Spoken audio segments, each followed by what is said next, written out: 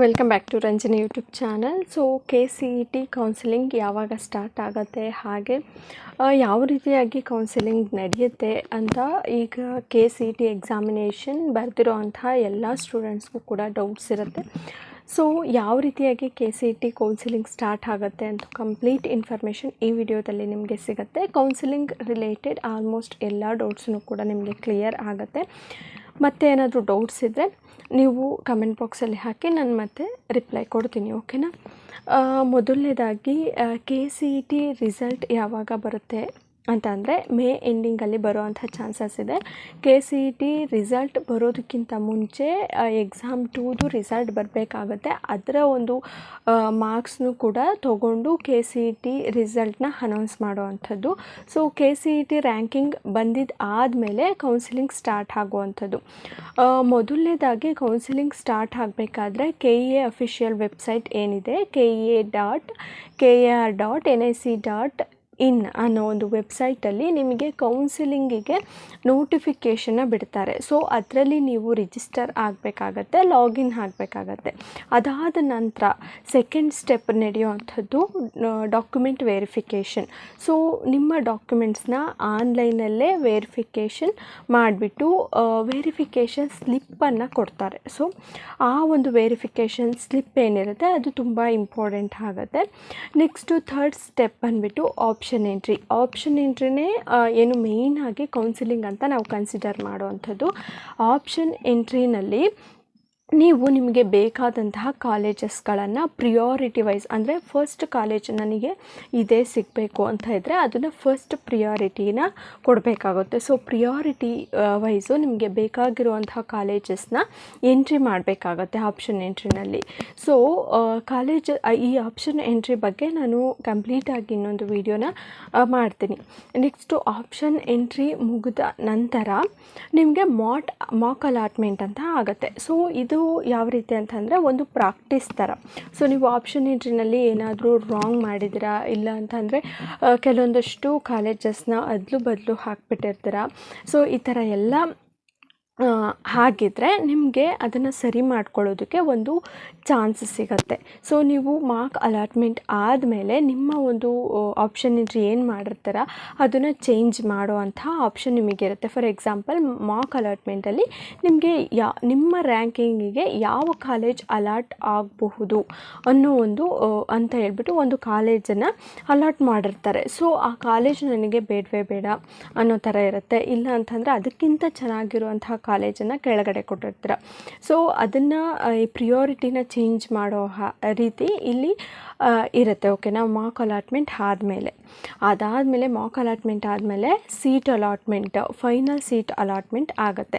So final seat ಅಲಾಟ್ಮೆಂಟಲ್ಲಿ ಯಾವ seat allot ಆಗಿರುತ್ತೆ ಅಲ್ವಾ, ಸೊ ಯಾವ ಕಾಲೇಜಲ್ಲಿ ಸೀಟ್ ಅಲಾಟ್ ಆಗಿರುತ್ತೆ ಅಲ್ವಾ ಆ ಕಾಲೇಜ್ ಏನಾದರೂ ನಿಮಗೆ ಇಷ್ಟ ಇತ್ತು ಅಂತ ಅಂದರೆ, ನೀವು ಆ ಕಾಲೇಜಿಗೆ ಅಡ್ಮಿಷನ್ ಹಾಕ್ತೀನಿ ಅಂತ ಅಂದರೆ ಫೀಸ್ ಪೇ ಮಾಡಿಬಿಟ್ಟು ನಿಮ್ಮ ಅಡ್ಮಿಷನ್ನ ಕನ್ಫರ್ಮ್ ಮಾಡ್ಕೊಳ್ಬೇಕಾಗತ್ತೆ. ಸೊ ನೀವು ಕಾಲೇಜಿಗೆ ಹೋಗಿ ರಿಪೋರ್ಟ್ ಆಗಬೇಕಾಗತ್ತೆ.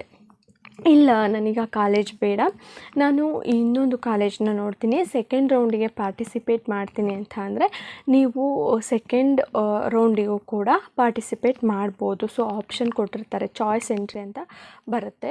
ಸೀಟ್ ಅಲಾಟ್ಮೆಂಟ್ ಆದಮೇಲೆ ಚಾಯ್ಸ್ ಎಂಟ್ರಿ ಅಂತ ಕೊಡ್ತಾರೆ. ಸೊ ನೀವು ಅಡ್ಮಿಷನ್ ಆದರೆ ಅದಕ್ಕೆ ಬೇರೆ ಆಪ್ಷನ್ ಇರುತ್ತೆ, ಇಲ್ಲ ಸೆಕೆಂಡ್ ರೌಂಡಿಗೆ ಪಾರ್ಟಿಸಿಪೇಟ್ ಮಾಡೋದಿದ್ರೆ ಅದಕ್ಕೆ ಬೇರೆ ಆಪ್ಷನ್ ಇರುತ್ತೆ. ಚಾಯ್ಸ್ನ ಕೊಟ್ಬಿಟ್ಟು ನೀವು ಸೆಕೆಂಡ್ ರೌಂಡಿಗೆ ಪಾರ್ಟಿಸಿಪೇಟ್ ಮಾಡೋದಿದ್ರೂ ಕೂಡ ಮಾಡಬಹುದು. ಆ ಸೆಕೆಂಡ್ ರೌಂಡಲ್ಲೂ ಕೂಡ ನೀವು ಅಡ್ಮಿಷನ್ ಆಗಲಿಲ್ಲ ಅಂತ ಅಂದರೆ ಸೆಕೆಂಡ್ ಎಕ್ಸ್ಟೆಂಡೆಡ್ ರೌಂಡ್ ಅಂತ ಬರುತ್ತೆ, ಅದಕ್ಕೂ ಕೂಡ ಪಾರ್ಟಿಸಿಪೇಟ್ ಮಾಡಬಹುದು. ಸೊ ಲಾಸ್ಟಲ್ಲಿ ಸೆಕೆಂಡ್ ಎಕ್ಸ್ಟೆಂಡೆಡ್ ರೌಂಡಲ್ಲಿ ನಿಮಗೆ ಯಾವ ಕಾಲೇಜಲ್ಲಿ ಸೀಟ್ ಅಲಾಟ್ ಆಗಿರುತ್ತಲ್ಲ ಅದು ಫೈನಲ್ ಸೀಟ್ ಅಲಾಟ್ಮೆಂಟು, ಅದಕ್ಕೆ ನೀವು ಅಡ್ಮಿಷನ್ ಆಗಲೇಬೇಕಾಗತ್ತೆ, ಬೇರೆ ಆಪ್ಷನ್ ಇರೋದಿಲ್ಲ ನಿಮಗೆ. ಇಲ್ಲ ಅಂತ ಅಂದರೆ ನೆಕ್ಸ್ಟ್ ಇಯರು ಪಾರ್ಟಿಸಿಪೇಟ್ ಮಾಡಬೇಕಾಗತ್ತೆ KCET ಎಕ್ಸಾಮಿನೇಷನ್ನ ಬರೆದ್ಬಿಟ್ಟು, ಓಕೆನಾ. ಈ ರೀತಿಯಾಗಿ ಸೀಟ್ ಅಲಾಟ್ಮೆಂಟ್ ಆಗೋವಂಥದ್ದು. ಫೈನಲಾಗಿ ನೀವು ಕಾಲೇಜಿಗೆ ಅಡ್ಮಿಷನ್ ಆಗಬೇಕಾಗತ್ತೆ. ಈ ಫೀಸ್ ಪೇಮೆಂಟ್ ಕೂಡ ಆನ್ಲೈನಲ್ಲಿ ನಡೆಯುತ್ತೆ, ಇಲ್ಲಾಂದರೆ ನೀವು ಆಫ್ಲೈನಲ್ಲೂ ಕೂಡ ಚಲನ್ ತೊಗೊಂಬಿಟ್ಟು DD ಅಂತ ಬರುತ್ತೆ, ಅದನ್ನು ಕಟ್ಟಬೇಕಾಗತ್ತೆ. ಸೊ ಈ ರೀತಿಯಾಗಿ ಕೌನ್ಸಿಲಿಂಗ್ ನಡೆಯುವಂಥದ್ದು.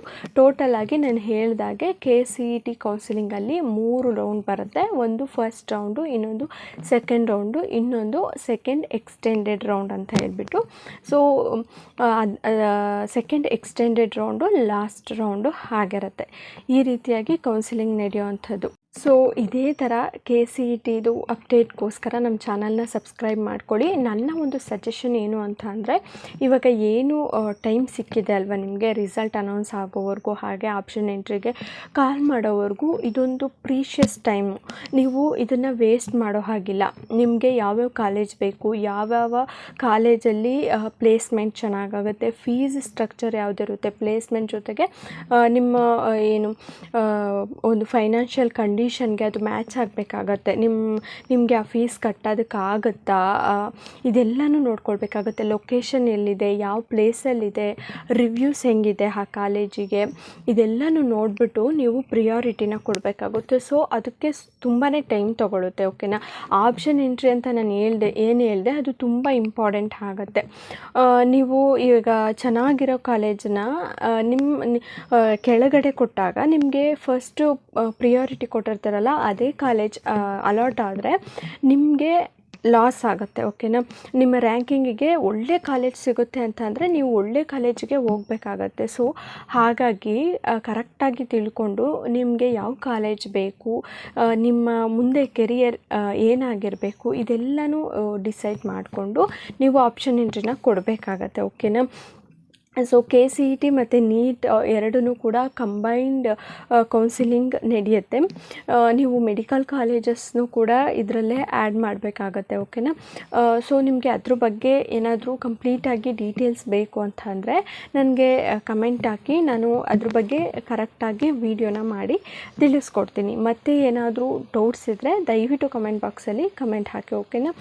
ಸೊ ಇದೇ ಥರ ಅಪ್ಡೇಟ್ಗೋಸ್ಕರ, ಇದೇ ಥರ ಇನ್ಫಾರ್ಮೇಟಿವ್ ವೀಡಿಯೋಸ್ಗೋಸ್ಕರ ನಮ್ಮ ಚಾನಲ್ನ ಸಬ್ಸ್ಕ್ರೈಬ್ ಮಾಡ್ಕೊಳ್ಳಿ. ಈ ವಿಡಿಯೋನ ನಿಮ್ಮ ಫ್ರೆಂಡ್ಸ್ಗೂ ಕೂಡ ಶೇರ್ ಮಾಡಿ, ಹಾಗೆ ಕಮೆಂಟ್ ಮಾಡಿ. Thank you.